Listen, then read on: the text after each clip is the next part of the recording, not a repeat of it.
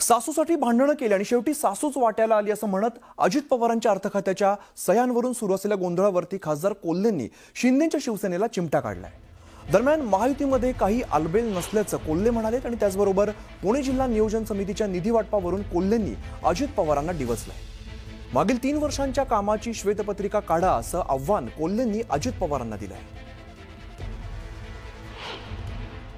मला वाटतं सातत्यानं होतंय ज्या पद्धतीनं अजित पवारांच्या पक्षाच्या मंत्र्यांवर नेत्यांवर जे सातत्यानं आरोप होतात आणि अनेकदा संशय येण्या इतपत ही जागा आहे की नक्की इन्फॉर्मेशन ही कुठून जाते, कोणाकडून इन्फॉर्मेशनचा सोर्स नेमका काय आहे, हा जर अगदी बारकाईनं पाहिला तर या सरकारमध्ये सर्व काही आलबेल नाही याची आपल्याला लगेच कल्पना येते। आणि या पद्धतीनं खरं तर ती जी म्हण आहे की सासूसाठी भांडणं केली आणि सासूच वाटायला आली, तशी कदाचित एकनाथ शिंदेंच्या सगळ्या मंत्र्यांची ही परिस्थिती आहे असं जाणवतं।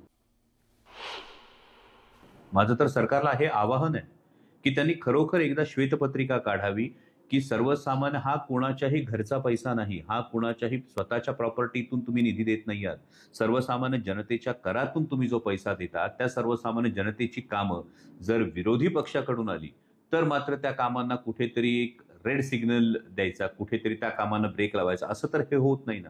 आणि जर असं होत नसेल असं जर म्हणत असेल तर मला वाटतं कोणी याच्यावर प्रतिक्रिया देण्यापेक्षा सरळ श्वेतपत्रिका काढावी।